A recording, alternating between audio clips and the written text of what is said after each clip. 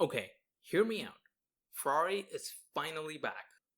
And before you think I'm delusional, let me tell you about my background. I'm a systems engineer during the week and a delusional Ferrari fan by the weekend. So you're right about the delusional Ferrari fan part, but this time I got data to back me up. So let me set the stage here. Ferrari started out the year not so great in Australia, but it looked like they had made a breakthrough in China with Lewis's sprint victory and Charles' strong race pace, even with the broken wing. But in order to extract that performance, they had to run the floor of the car super close to the ground, which eventually caused their cars to be disqualified. So for the next couple of races, they had to run the car with a higher floor, which cost them performance. We don't know for certain if the floor height was the sole reason for Ferrari's performance slump after China, but we do know it played a part because after that minor floor update in Spain and then more updates in Austria, they looked a lot more competitive. And to illustrate that, let's dive into the data. First, let's look at the race plot for Spain, as it paints a descriptive picture with the different stints. So if we compare the two Ferraris and McLarens, just the yellow lines or yellow orangish lines and then the red lines over here. Both the McLarens and Lewis were on the same strategy, whereas Charles was on a slightly different strategy due to the extra set of tires he saved during qualifying. If you compare the first stint with high fuel loads, so basically up until here, the Ferraris were losing a lot of time to the McLarens. And that's evident in the fact that this gap starts increasing. And the way to look at that is if you have this line and this line, if they're parallel, that means the gap is constant. But if they're increasing, then they form more of a triangle where the gap keeps increasing further they go. And that's because compared to the average race pace of a particular car, if they're going faster compared to that, then they're going to go way higher and upward. But if they're not going as fast as like the average race pace, their trajectory won't be as high. And so that's when you get like the diverging effect. But TLDR, during the first stint, the Ferraris were quite a bit slower. And that's in high fuel loads and high temperature setting. And that's evident in this chart over here, where you're looking at the track temperature to be around 49.5 for like the first stint of the race. And because of that hot temperature, they were overheating their tires and were at risk of losing grip on their soft tires. And so that's why the Ferraris decided to pit quite a bit early compared to the McLarens, because the Ferraris pit around lap 17 and 18, whereas the McLarens were able to extend it all the way up to 22, 23. So quite a bit of distance between when they were able to pit. And this lack of performance was clearly visible in the difference in the average lap time compared to the race leader. In this case, it was Piastri, where Leclerc was 0.6 slower than the McLaren of Piastri, and Hamilton was almost a second slower than Piastri. So that's a huge amount of gap, and that's just for the first stint. So that was a huge margin. But in the second stint, Leclerc's tires came alive on the mediums. And I believe he was also able to reduce the gap to the leaders to around lap 30 and 35. And you can see that right over here where Leclerc goes on a much more aggressive strategy. And he has a slightly bigger gap in the beginning of the stint, but then towards the middle of the stint right here, he's closing up that gap. And then again, towards the end, he falls off a little bit. But clearly he was on a more aggressive strategy, knowing that he had an extra set of softs for the last stint. That same extra pair of soft tires that he saved during qualifying. And if you look at where Charles's tires start to fall off, it was around 35 to 40. And you can see that gap slowly widening, whereas here the gap is much narrower. And you can see the strength of the McLarens over there. They're able to maintain that same trajectory all throughout, whereas Ferrari, after a bit, their tires start to fall off. And this is their strength, where in hotter conditions, McLaren are able to maintain their tires in the optimal window and hence extend their stints without losing performance. And you can see that in the average pace differential in stint 2. Leclerc is slightly quicker compared to stint 1. He's now just under 0.6 slower than the race leader. And I think it would have been a lot quicker had he managed his tires a little bit more and eked them out. But because he lost that additional time towards the end where his tires fell off, it kind of averaged back up to around 0.6.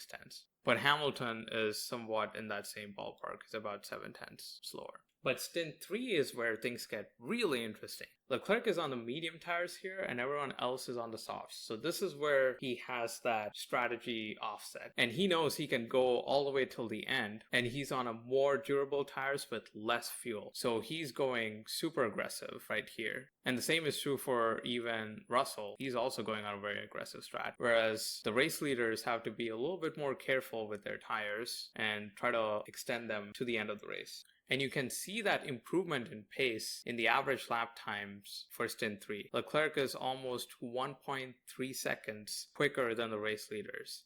But Russell is almost 1.7 seconds quicker than the race leaders. So he's got an even better performance delta to the McLarens. But of course, they didn't know that there was going to be a safety car that was going to neutralize the race. And then everyone was going to switch to the softs. And then it was just going to be a sprint to the end on those tires. And even on those used tires, you can see the pure pace difference between the McLarens and everyone else. Everyone else falls off after a couple of laps, whereas the McLarens keep pushing on and keep extending the gap. And that's why you have such a big difference between the rest of the chasing pack and McLarens. But this weekend was just the first minor update. Let's move on to Austria, where Ferrari brought a much bigger update. Now here, if you look at the race plot, things get a lot more interesting. Well, at least to me. The McLarens during the first set of laps start extending their gap as usual because they're fighting on each other and they're going ham. But towards the latter end of the first stint, the gap remains constant or relatively constant. And the Ferraris, especially of Leclerc, is just about maintaining the same speed as the McLarens. And you can see that right here where the gap increases between the Ferrari and the McLaren. And then towards the later half of that stint stays about the same. And you can see that in the pace differential for Leclerc on stint 1. He's only 4.5 tenths off the pace of McLaren. And this is during similar track temperature settings as in Spain. You can see the average temperature during the first stint is about 49.5, very close to the 49 degrees centigrade that was in Spain.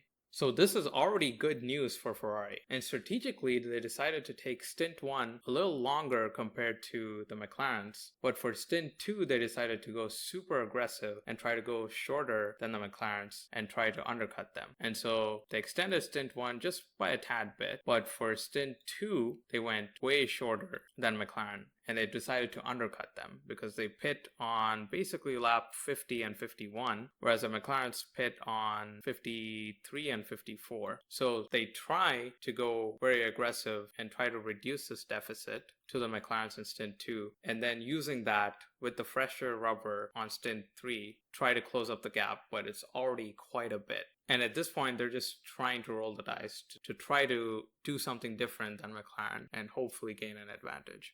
And if you look at the average lap time for the Ferraris compared to the McLarens, you can see in stint 2 their aggressive strategy of trying to race their tires super hard and then have a shorter stint and then try to extract the maximum performance. Because of that, they're a lot closer compared to the McLaren. Charles is only 3 tenths off the McLaren's pace and Hamilton is only half a second off. Whereas George, who's still managing his tires, is almost a second off the pace. So definitely a lot of improvement, but again, that was down to strategic aggression. Moving on to the last stint, you can see that the gap doesn't really close up. It's pretty much constant. In fact, towards the end, it actually opens up a little bit because Leclerc around lap 67 has a dip in performance and he's not able to maintain that. But crucially, again, in that low fuel setting, they're very close to matching the McLarens. And this time, both Leclerc and Hamilton are basically under 2 tenths of a second slower than the McLarens. So that is actually huge considering the fact that in the other race, they were way further during the last stint. And so the fact that they're much closer to the McLarens in low fuel settings is really positive.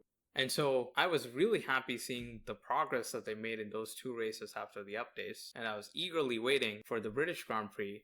And I wanted to get data for the race, but unfortunately it was wet race with a lot of changing conditions. And so you can't really get really good data to compare raw average pace. So I went ahead and pulled the long run data from practice 2 and tried to compare that information. And although this data has a lot of room for interpretation due to differences in fuel load, run plans, engine modes, etc., it's still the most representative data points from a long run perspective, because you can't really fudge the numbers that much or hide your performance that much. The teams also want to get the most representative data that they can.